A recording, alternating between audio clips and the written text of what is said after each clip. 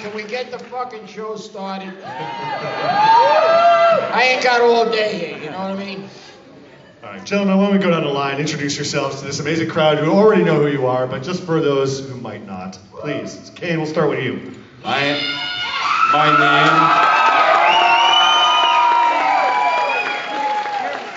is Steve Dushkowitz, and I wore a sack on my head. Up yours. Oh, man. I'm not Kane Hodder. I'm Tom Morgan.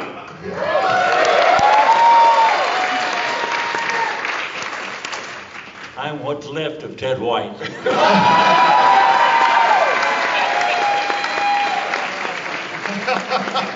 I'm CJ Graham, Jason Part 6.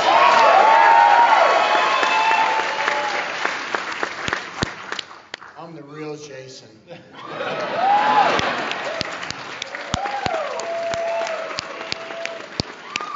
None of these guys would have a job if it wasn't for me. I turned down part 3 like an idiot. Go ahead. I'm Ken Kersinger. Are there any Shudder executives? Because I want to pitch a reality show with all of these Jasons on stage. All in a house. No, strike that. A cabin. Living together. Gentlemen, I get the big bedroom, though. And so it begins. I get to push Steve down the stairs in a wheelchair. Backwards. Guys, you guys are rock stars. Let's just talk about how after nearly 40 years, this franchise has endured. It's got an amazing fan base that loves the franchise and is clamoring for more. This goes out to all of you guys. What is it about this franchise that you feel has such staying power, and especially staying power with this character, Jason Voorhess? There it is.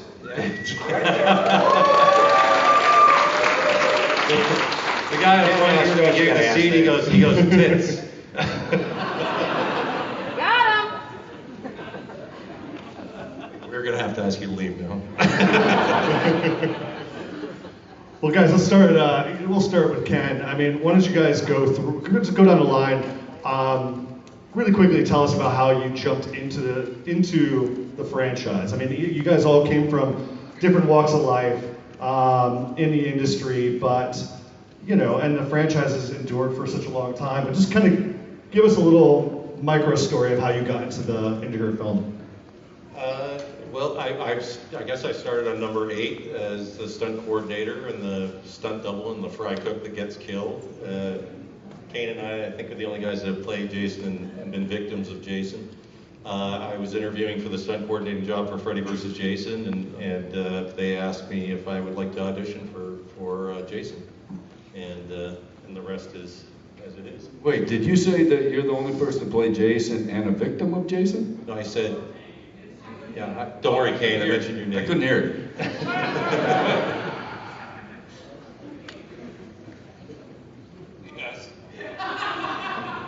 Steve, it's your turn. Steve, go ahead. I'm gonna be here all fucking night. Turn his mic off.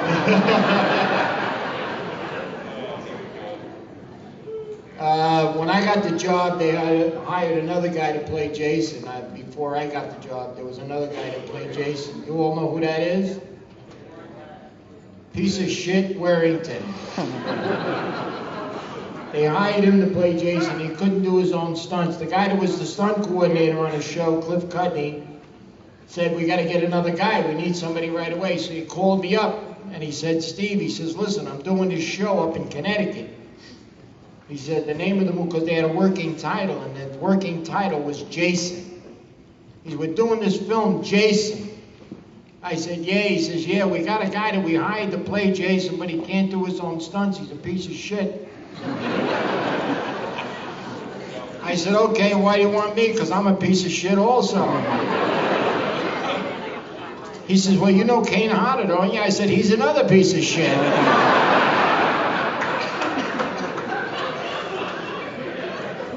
said, I also know C.J. Graham, who's gay. No, I didn't say that. I'm just kidding. I said, yeah. I said, all right. I said, good. He says, all right, you got to come up to Connecticut. And he said, meet the producer and the director. He says, you got the job. I said, I got the job? He said, yeah. I said, holy shit, I got a lead role in a film. To myself. I was very excited. I'm going to be the star in a movie. I'm going to be on Johnny Carson. And they're going to interview me, and I'm going to be great. And I went up to Connecticut, and I walked in the producer's office. Tell him to stop. Stop for just 1 minute. Ladies and gentlemen, this is not a joke. It's not meant for laughter. The man talking to you right now got out of the hospital 3 days ago and was not supposed to be here. So I think he deserves a big hand.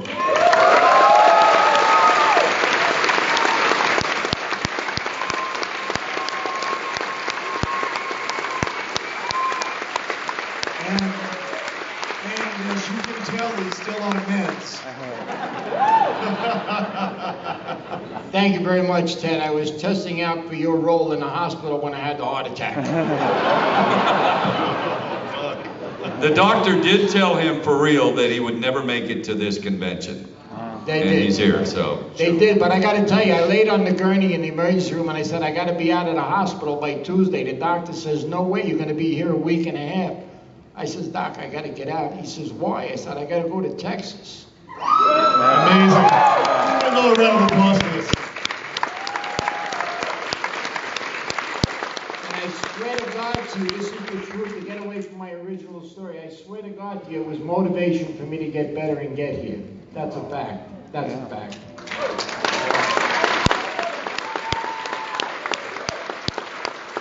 And thank you, Ted, for mentioning that I was very, very sick. And that I was almost dead. And is there any more accolades you want to put on me? I'd like it. Kane, you got something? Yeah, I know. Well, yes, can I say something? That Steve's son was with him when they were going to the hospital, correct? It was your son. Yeah, it was my son. And Steve told his son, I don't think I'm coming home. So, that's pretty cool. I only had 8 heart attacks, so it's not that bad. I got 14 stents in my heart, 2 in my groin, 2 in my leg is 21 stents. I've had 7 heart attacks. I got diabetes. I'm like a used car. I look good on the outside. I'm telling you, I'm like a used car. But I need a new engine, a fuel pump, springs, and if any women hit on me, you're wasting your time. So what you're saying is Jason does live, huh? Wait a minute. Yeah, but you think he's dead. Just 1 minute. He told that heart attack thing 4 years ago. Same story. I thought it was 4 years ago. Are you done? We're trying to be CJ, your respectful. turn. Are you finished? I He's got not the a used job. car, That's he's a how I pretty got old the car. job on Friday the 13th, part 2, and I turned down part 3. And if I didn't turn down 3, none of these fucking guys would be here. Why did you turn down part 3? Because it was a Stupid. cheap show, man. It was a cheap show. I was working on Guiding Light with Kevin Bacon, who was in the first Friday the 13th. I could tell you stories, folks, believe me. CJ? Is that my turn? That's my cue. Very respectful of all the men at this table. I was very fortunate to step into a role and become part of this iconic image. Being in the right place at the right time, the capabilities of doing a job, and I'd like to think did it well. So I'm just one of those people that just stepped into a role, was given a challenge, and rose to the occasion, I'd like to think. But I was very fortunate to do Jason in part 6 and become part of this family.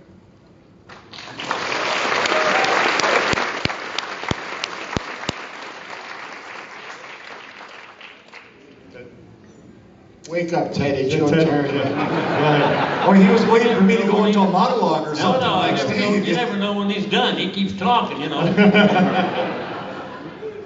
Well, the part I Hey, got. Ted's 92. Let's hear it for Ted. Yeah!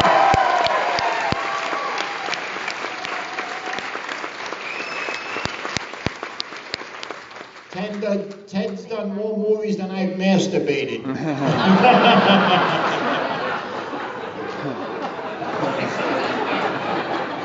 You know, for a guy that's not gay, you talk about masturbating a lot. Sex, you know. What's up, buddy? Mary never says no.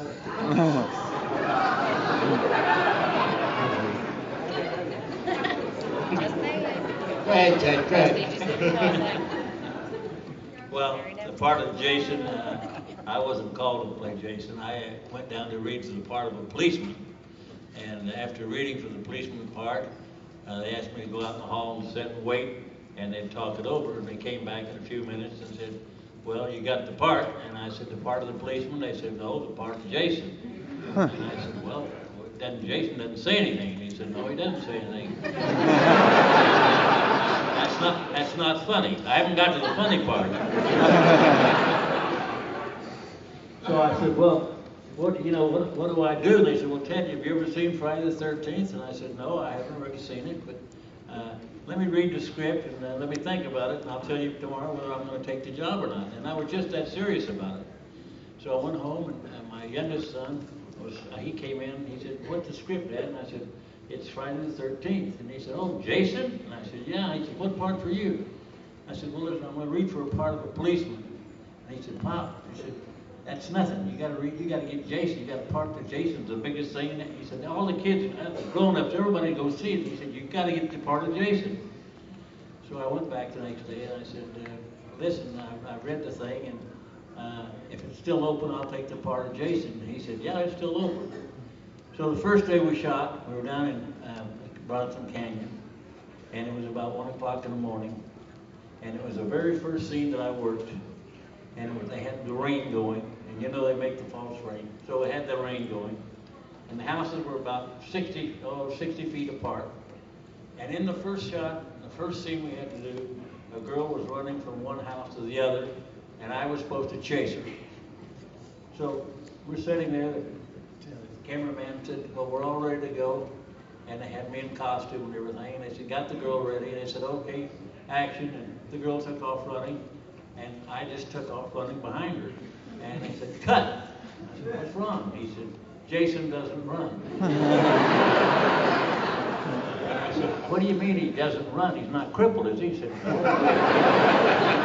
This is not supposed to be funny, and you're laughing your ass off. And I said, well, you know, if he's going to run, if she's going to run, I've got to run to catch her. Otherwise, I'm not going to catch her. And he said, well, that's the whole point. You're not supposed to catch her. And I said, none of this makes sense to me.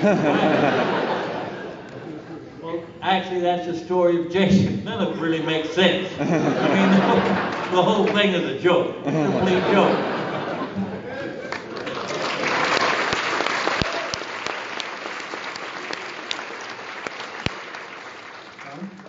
Well, I don't have a real exciting story. How many of you know Dick Warlock? Yeah. Well, Dick Warlock's a good friend of mine. He was a stunt coordinator for 5. And he said he's going to bring in a couple guys. He said, hey, Tom, I'd like you to come in because I think you'll be good for the part. So I came in and I did the thing. And he talked to the director, says, let's use him. And they says, okay, we're going to use you. And I says, well, okay. Really didn't know I was getting into. I talked to him. He says, you make sure that check clears, too. This is one of these low budget things.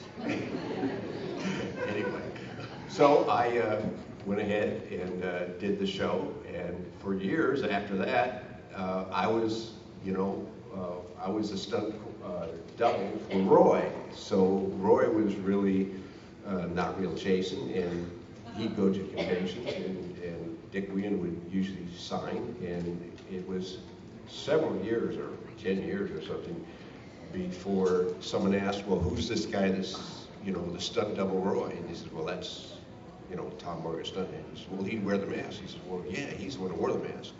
So all of a sudden I was asked to come here, and then I found you folks. Thank you very much. Kane, it's your time.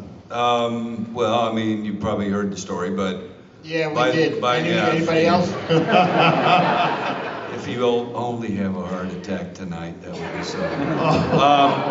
Oh God, now what if it happens? Oh, fuck. I'm the angel of death if it happens. But, you know, by the time I was considered to play the character, it was now known all over the world. After CJ did it, it became far more of a well-known character. You know, Ted, Tom, CJ. And so by the time I was being considered, I knew how huge it could be to play that character.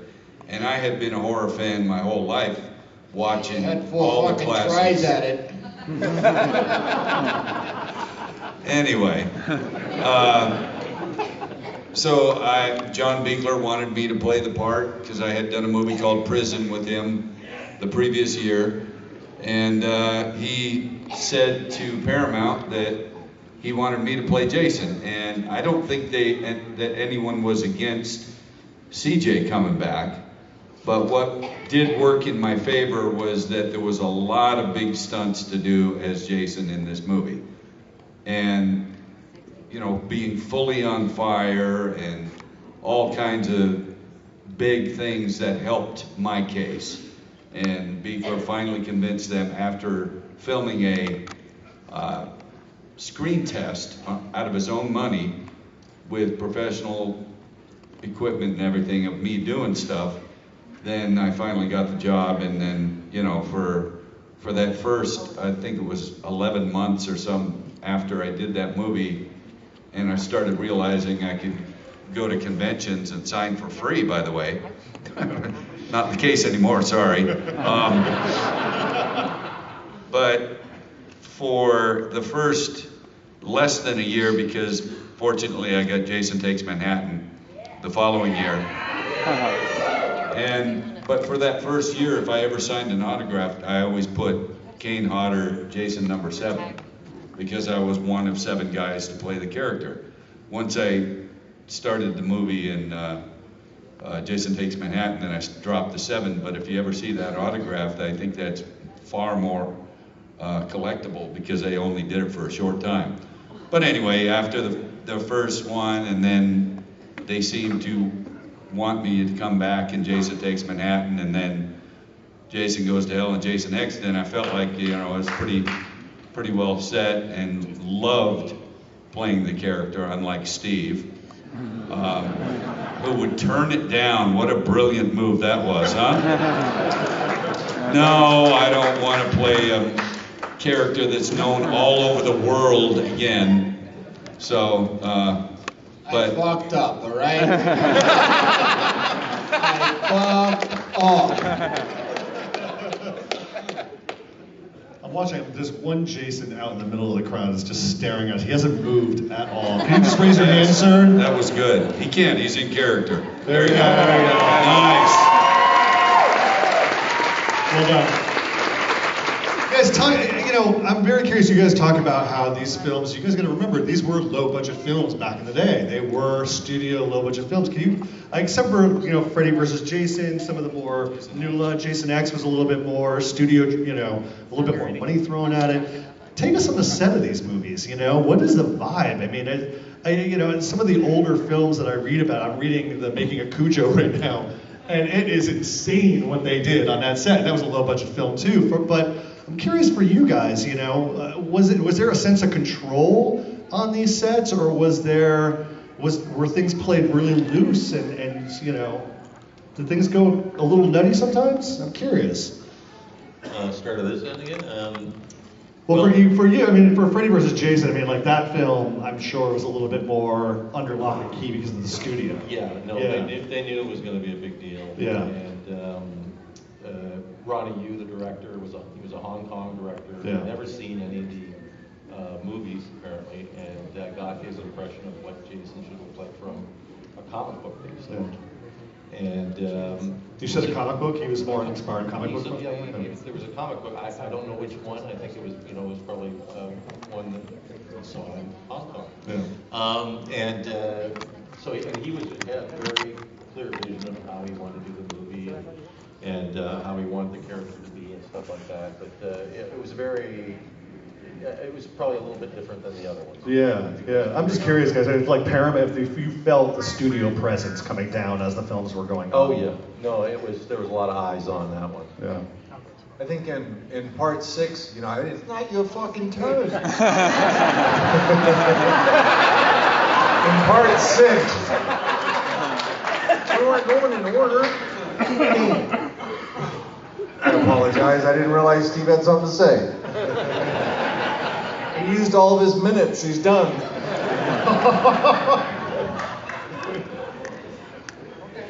I go now?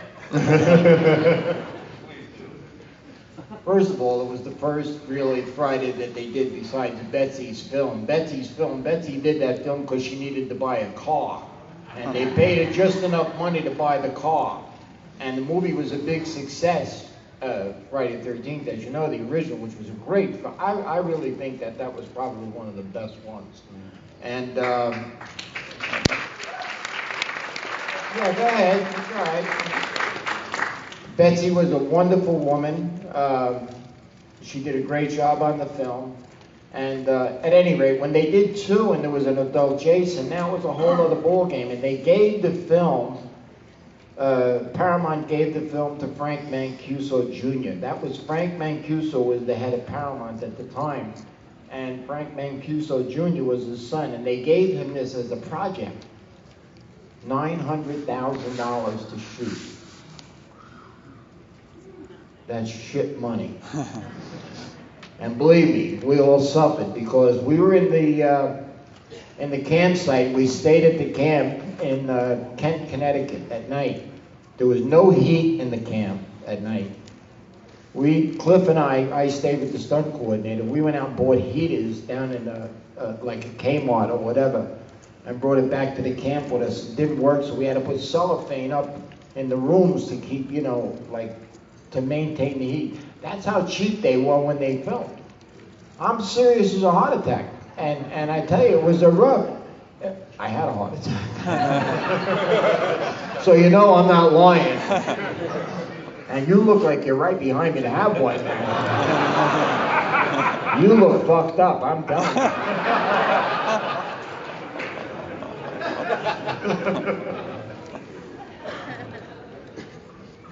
Did you bring a note? You're late. Did you go to the bathroom? I thought so. Anyway, it was a very cheap film, and I did it, and I really had a good time doing it because of the stunt coordinator. I was a stunt guy, you know, and I had a good time because of Cliff, and we made the best of it, you know. There was other stunt guys on the film. We did a lot of shit. It was fun. You know, we didn't make any money on it. The residuals today are great, 2 cents, 8 cents, you know. But at any rate, it was a very low budgeted film, and when they were doing part 3, this is the truth, I was back in New York. I was starting a film called Alone in the Dark with Jack Palance and Donald Pleasance. And I played Dr. Barkin in that film as an actor. And I also was on Guiding Light with Kevin Bacon. I played the football coach. And then they called my agent. They said, we want to do part 3. And my agent called me and said, they'd like you to do part 3. I said, I wouldn't do that piece of shit again. Had I known then what I know now, I would have did it. For nothing. But I turned it down, and that's how Richard Brooker got the job, and Kane and CJ and all these other fucking guys. How did your, this is a question for all of you, how did your director get you into the mindset of Jason? Because you all brought something. I think you guys all brought something very distinctive. Serious? I think so, for sure. No, it wasn't a masterpiece of acting. It was a fucking guy chasing a girl in the woods. Guys, would you all say that they all bring a piece to their role? Sure. Kane, everybody's got their own little nugget. I didn't run in the movie, I loafed. If you look at the film, I loafed. I didn't run. Because Amy Steele ran so freaking fast, I couldn't catch her anyway. You know, I mean, that's what Ted's right. It was all about chasing a girl that you're never going to catch. And, you know, that's what it's about, killing the kids and all. Matter of fact, that was one of the things they asked me when I landed. They said, you think you could do this job? I said, yeah, I could kill kids. I got a lot of kids. Well, CJ, I feel like Jason Lives is tonally much different than the other films. You know, Tommy did something that was a little bit more tongue-in-cheek. There was some more, you know, some nice little nice little nods to other horror films. But for you, I mean, like, I'm just curious about how he approached the Jason character. You know, I mean, like, in terms of how he wanted him portrayed in this kind of tonally different film. I think that Tom McLaughlin was both the writer and director, and he had his own concept Yeah. of what he brought to the table. My understanding, what he told me, that when he went to Frank Mancuso Jr., he wanted to do some different things out of the box. And my understanding is Frank Mancuso Jr. said, as long as you don't make fun of Jason. So, you know, I think I was fortunate to step into a role dead center of the series and be able to, you know, build upon the first 4 before me, 5 before me, and then go forward where Kane and Ken picked up and have taken it to where Derek Mears is as of today. You know, the budget question, ours was $2 million, which is not a lot of money, and again, these men have more experience on that side of the business. But I will say, you know, the cast did such a great job in part 6 that when we got back to LA, there was money left in the bucket. That we went back and did a couple more kills, and some of that's contributed to the actors and actresses that were out there working. A lot of the stunts were first one takes. We didn't have to set up and retake, spend more money. So, yeah, anybody could use more money, but at the end of the day, I think we were fortunate being in the middle because, you know, it was more of a different series. I mean, I'm very blessed. Alice Cooper gets to do the music. That's cool. You know, I get to wear a utility belt like Batman. I mean, how cool is that? You got a James Bond scene opening it up, and you get to come back like Frankenstein from the 60s with electricity. So I really got in a good place with it. I was very fortunate, you know, and again, I'm just happy to be here and thankful for what the fans have brought to it and a lot of these actors up here on the stage to keep it going for so many years. Nice. Ted, I'm curious, for your film, was there any particular challenges or set pieces that you thought were going to be challenging on the day, but wound up seeing and saw that they pulled it off? I think you guys got to realize, when you do a slasher movie, it takes a lot, especially it's stunt-driven, it's coverage-driven. There's a lot on the director to accomplish these really great kill sequences, especially when you have practical effects. So for you, Ted, I mean, were there any kills or any major set pieces that you found challenging? Well, when I got the part of Jason, nobody told me exactly what they wanted. Frank Mancuso Jr. was the executive producer, and I knew him from golf, and we talked briefly about the show and the budget and so forth, and the stunt work, of course. But as far as Jason, what he was supposed to do, I had no idea, and after reading the script, all it said was Jason kills this person, Jason kills that person. I mean, there's nothing exciting about it. And so the first day we were shooting, we started out at 3 o'clock in the morning putting makeup on me. And at that time, the makeup was different pieces of rubber glued to my face. And it took so long to get it all in that after 3 days, they decided they're spending more money on makeup than they were on the picture. And that had to be stopped. So they made a complete mask that went over my head and then glued down around my throat. And that was the way we started off. Tom Savini, and I hope he's here. You wouldn't be doing all that if you really knew him. What a skunk. Oh, he is. He's the worst. Anyway, he's putting the makeup on me, and he says, now, Ted, you have to be very careful about the guy you're going to kill in the shower. He said, that face that you're shoving into the shower is not his face. It's a face that I made. And there's only one face. So we got to do it very carefully and not hurt it. And I said, all right, I'll handle it just like that. And he said, now it's not some great stunt. You're not doing any high falls or anything. Just calm down and just do it very gently because we cannot crush the face. And I said, fine. So we got ready to shoot the scene. And the director said, Zito was his name, I believe. He says, how's this going to work? And I said, well, I don't know. I said, they got a phony head. And I said, we'll start off with the real guy, and you'll see me start pushing him back, and I think there's going to be a cut there, and then you're going to cut to a close-up of the real guy's eyes and so forth, and the fright, and then we're going to cut to the phony head, and which I'm supposed to smash, but now I'm told that I can't smash it. And the director said, what do you mean you're told you can't smash it? He said, well, it's the only head he's got. He said, you mean we can't afford 2 heads? And I said, now you're getting into the very technical part of the movie. So anyway, we got ready to shot, and we shot the whole thing with the real guy, and then we got to the phony head, and Tom came in the bathroom, and he's showing us what he had hooked up. He had hoses run up to the head from down below, and he had all the blood pipes. He'd squeeze a tube, and the blood would come out the nose, and blood would come out the mouth, and blood would come out the ears. And the director said, that's perfect. That's exactly what I want to see. He said, when are you going to get it? He said, just as soon as Ted gets ready to shove the head against the wall, that's what's going to happen. So bring the real guy in, let's get some close-ups. They brought him in, they took the close-ups. Now he said, we're all done, get the phony head, line it up. So Tom lined the head up, and same height as the guy was. And he put all the tubes up to the head, inside and everything, and had him down below. And the director said, let me see the blood come out a little bit.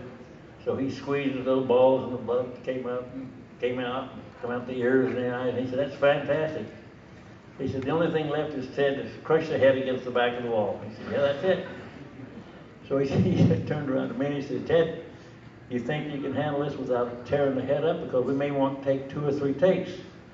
And I said, well, wait a minute. Let's get it all straightened out. Isn't this the head we're supposed to crush against the wall? And he said, yeah. I said, well, how am I supposed to go 2 or 3 takes and not crush the head? Well, just look like you're crushing it. And I said, how do I do that? He said, you mean as a stuntman, you've been a stuntman all these years, you don't know how to fake it? And I said, yeah, I think I got it figured out. He said, what's that? And I said, give me an old cantaloupe and put some mirrors on it. And I said, I'll crush it against the wall. He said, no, we don't want that. We'd see that. I said, well, then let's just go ahead and start shooting and see what we do. And he said, fine. So they brought the guy in, the real guy, and I started with him. Then we got the head, the guy from the waist up. And Savini's down below him, and he's got all the tubes, and he's got probably a gallon of blood down there to work with. The director said, all right, here we go, action. And the head goes back against the wall, my hand come up, and I'm starting to push, and I hear Tom saying, easy, easy. I said, yeah, Tom, this is easy. I crushed that head against the wall, and I thought Savini was going to have a heart attack. He said, I told you that's the only head we've got. And I said, yeah, well, I've only got one head too, and that head told me to do it.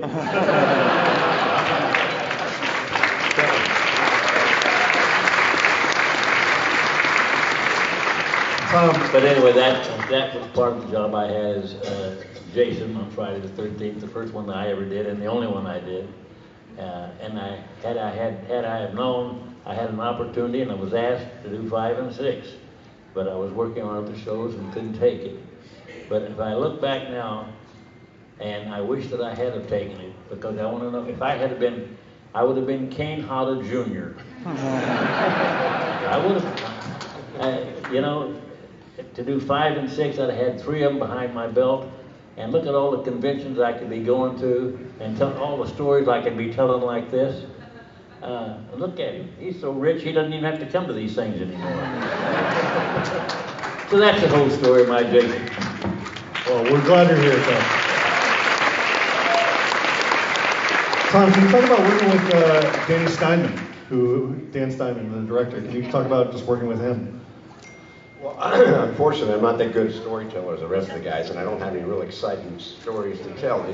The whole thing was, you know, if this was shot like what you think a low-budget movie might be, and there's not a lot of control. But by the time I was doing my film, Dick Warlock was the stunt coordinator, and he's experienced. He knows all about what we were doing, and we coordinated about the kind of stunts that we're going to do. If it was a chainsaw fight or a fall or getting hit by a tractor.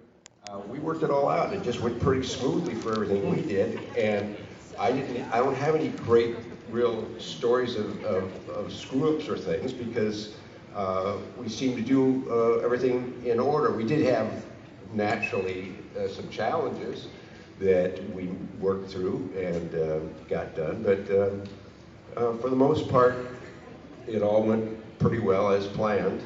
And Dick was very professional most of the time. But there was one occasion when I was doing when I was wearing the real Jason mask. It was like the flashback. I was standing under the Watch tree. it. And Tommy's Real looking down. shit, and watch it. Tommy's looking down from the bedroom window, and you see Jason standing under the tree. So all I had to do was to stand there with a mask on, just look up. That sounds pretty easy. Well, underneath the window is the kitchen door, and Warlock, my coordinator's there, making sure everything's going right. So he opens the door of the kitchen, which can't be seen by camera because the camera's up here looking down, and he moons me. He wanted to get me to laugh and start chuckling and move and wreck the shot just because he was funny. But I managed to hold still. But that's the only real exciting part I can think of. Not that great a story, but that was me and Dick. Nice, nice. Did you wind up working with Dick after? Did you wind up working with Dick Warlock after? Oh yeah, I've known Dick for a long time. Yeah. Nice, nice. Kane, out of the films that you've done, which one is the closest one to your heart? Your personal favorite? Part 7. Part 2. What are you laughing at? Part 2. Part 2 is your favorite. Tell the truth. Don't fuck around, tell the truth. Sackhead, yeah. I loved playing the character in all of the ones I did, but Part 7, because it was the first one, and as a stunt person, I had to do so many big stunts in the movie because typically not that much happens to Jason. But the storyline was such that she made things happen to Jason, so it was a lot of fun. I was very serious about the performance in that one. It wasn't until Jason Takes Manhattan that I felt more comfortable because now I was doing it again, and then I could relax a little bit, and the directors, each time I did one, they let me have more control of what I thought the character should do and things like that. Like Part 8, there was a scene written, you've probably heard this story, but where Jason comes out of the water on the docks and a dog confronts him and Jason kicks the dog. And I was like, nah. I mean, that is not something Jason would do, is what I told them. I said, you know, first of all, it's a shitty thing to do to an animal, but that's not the reason I was so much. I just didn't think it was a Jason thing. So I refused to do that. And then I started having fun on the set, like, let's see, what character? There was one character, I can't remember, where I grabbed really close and we were face to face briefly. And I said, I just shit my pants. Because you can't see me saying anything. I was just trying to make that actor crack up, but they held it together, so. Just like when I was on Arsenio Hall, he asked me all these questions and I was laughing my ass off, but you couldn't tell. You look at the character and I was like motionless, like him and him. Yeah, but you know, you can get away with a lot. And the classic one that has just surfaced in the last couple of years, a photo of this.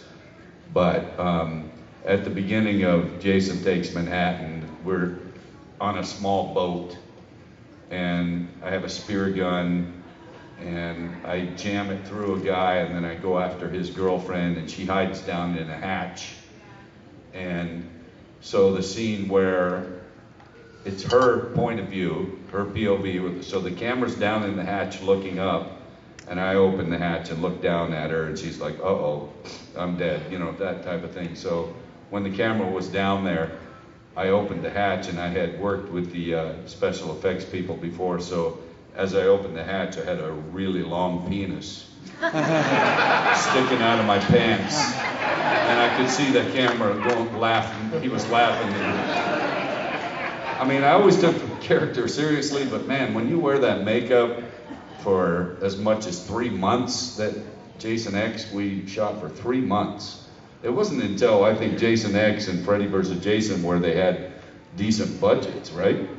I just have to ask you one question. Uh-oh. I've never heard of you shitting your pants. No, I didn't, but. Well, Kane, you're an integral part of Friday the 13th, the video game. How many of you guys are playing What I'm not seeing on social media or out there is you playing the video game. Is there a video out there of you playing the video game yourself? I don't think there I'd is love to yet. know how. Because I suck at the game so far. We did the motion capture. First of all, I was honored that the game makers thought that I should do the motion capture for Jason, because you can play as different versions of Jason in the game. Ones that I did not do in the films, like you can play part 2. I think you can play. Can you play as Roy too? Even? Yeah, you can play as Roy now. Yeah. Yeah.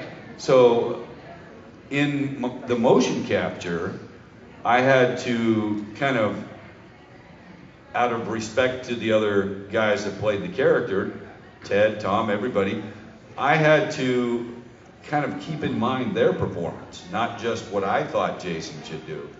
So I had to run as Jason, because when you play as part 3, Jason, he runs. So it was a weird thing, because I always fought against running. All 4 movies that I did, I never ran. So, but, you know, out of respect to the other guys' performances, I tried to maybe incorporate a little bit of what they did in the motion capture. So hopefully Did a it shitty comes out. job, too. They That know was it's you. When shocking. you get the bag on your head, they know it's you. They know it's not me. He's got Wait a minute, this you just body. said- He's got this body that goes. They know it ain't me. They know that. Because Jason isn't 5'6".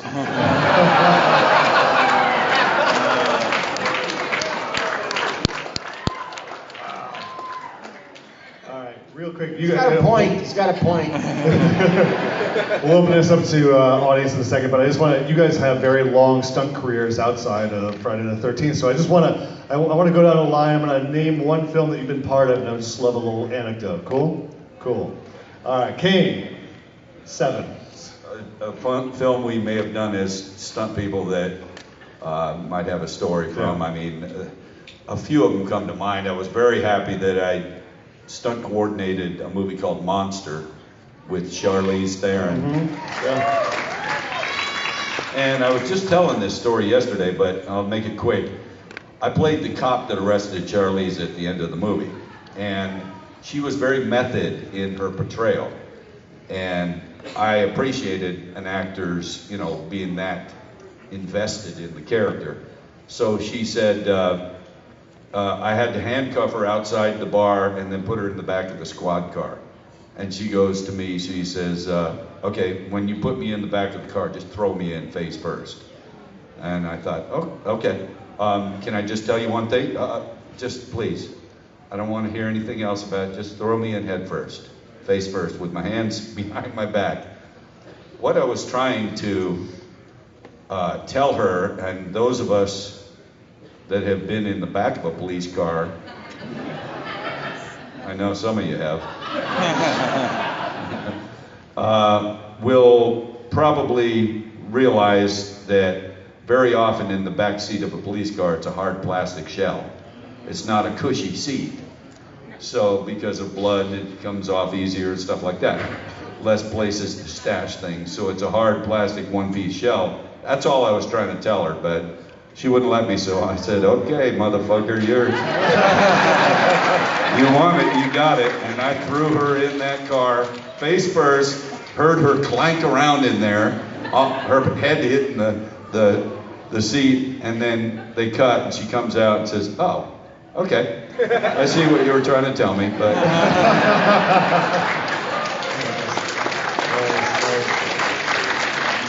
Tom, you did some stunt work in the first 3 Star Trek films. Any fun memories from that? I don't have any great stories, but I did 20 years of Star Trek, so I did a lot of aliens and creatures. Yeah. You got a question? Good. Oh, he's. Oh, I need some help here. I'll tell you, there's a real good story. Here's the man who can tell it. Well, if you want to tell the good ones or the bad ones, I got a little bit of both. I guess the first scene I had to do in the movie, that's what we're talking about? Yeah. All right. Was they wanted this guy, a big guy, to be in bed with this lovely lady, and her husband was in the Navy and was coming home, and when he opens the door, the guy jumps out of the bed and runs and dives through a window, and that's why a stuntman was in there. So they said, Ted, you're going to be in this bed, and you're going to have a pair of boxer shorts on, very loose around your legs, and this girl's going to come in and get in bed with you, and it's a nice-looking blonde girl, about 19 or 20, and you've already got the picture all over your finger. You must have been a dirty-minded people. Anyway, then her husband comes in, and you jump up and run and dive out the window.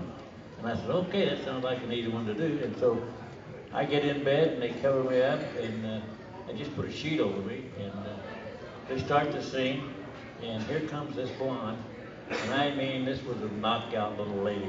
This was like 46, 23, just knocked out blonde, built. And she looked over at me, laying in bed, and she said, are you ready to do this kind of a show? And I said, I guess so, I'm here. She said, all right, so she gets in bed, and now she starts getting a little risky. While they're rolling the camera, changing the camera over to another position, she starts messing with me. And I'm saying, come on, lady, don't do that. There's nothing you can do. Everybody knows the camera's right there in that room with you. But she continued on messing with me. And finally, they got the camera set, and the sweat's running down off my face. And they said, all right, here's the scene now. And the husband comes in, and she runs.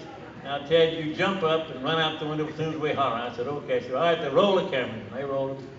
And I'm laying in bed, and the sweat's running off my face. And they said, the husband's coming in the door. The husband's coming in the door. And I never moved. They said, Ted, the husband's coming in the door. And I said, yeah, and Ted can't get out of the bed.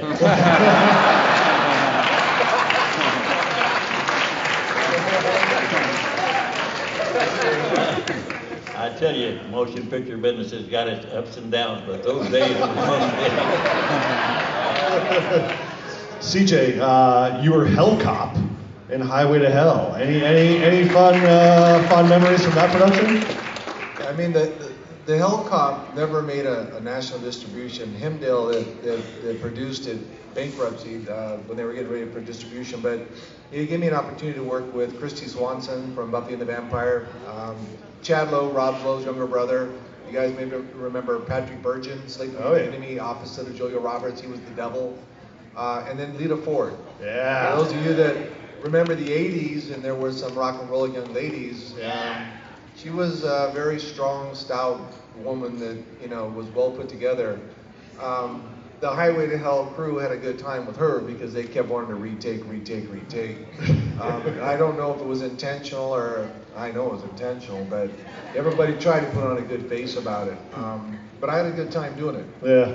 I mean, it's too bad I didn't get a distribution. For those of you who've seen it now that it's out on Blu-ray, it sat on the shelves for roughly 25 years until United Artists, MGM, bought it, and then they threw it out there. But it has some character to it. Yeah. I thought the makeup was really good Yeah. on your character. One of too. those people that just had really cool opportunities that just did not make the distribution. But we all do those things on the set where we have a good time, and I think at the end of the day, as long as we get the job done. I'm looking at him when I say Without an erection. Get the job done, we'll move on. Now, Steve, correct me if I'm wrong. You worked on Ghostbusters? You were part of the stunt team on Ghostbusters? Yes, I worked on Ghostbusters.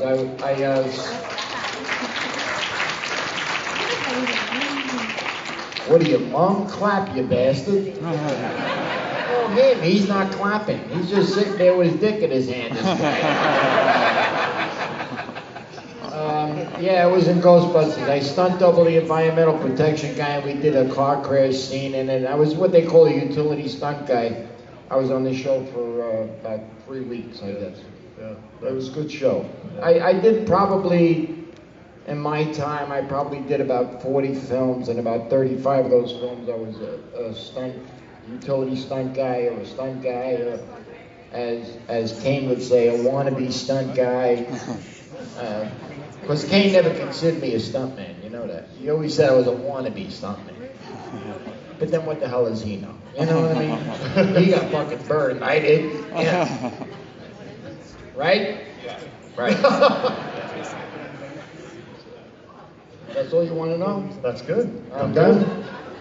All right, I'm done. Ken, Bad Moon. Any fond memories from Bad Moon? No. No? That was like the worst costume I ever had to wear. But, He was the werewolf, if you guys didn't know. No? Yeah, so Michael Paré turns into the werewolf. I put on this werewolf suit, and it was, they built this suit super tight because I had to fight these dogs. And you look out a hole about this big, with an 85-pound suit on for 30 some odd days or whatever. But I remember, because I was also the stunt coordinator on the show, and I was prepping the show with the director, and we've got this fight scene at the end, and he's got it all storyboarded. He's got this scene of this kid, and the kid kicks the werewolf in the nuts. And I got to that storyboard, and I laughed, and I said, "You really gonna have him do that?" And he goes, "Yeah, no, it'll be good, you know." And all right. So it's like the last thing, we shoot the whole movie, and we get to that, and they go to set up the shot, and the first AD yells out, "All right, time to kick the werewolf in the nuts," and the whole crew just cracks up. And the director goes, "All right, we're not doing that." Nice. Well, I got to get these guys back. Thank you so much, gentlemen, for coming on stage. Wait. I want to thank the fans, because we wouldn't be up here if it wasn't for you. I wanted to come to Texas because of you. And I thank you very much for it. Thank you.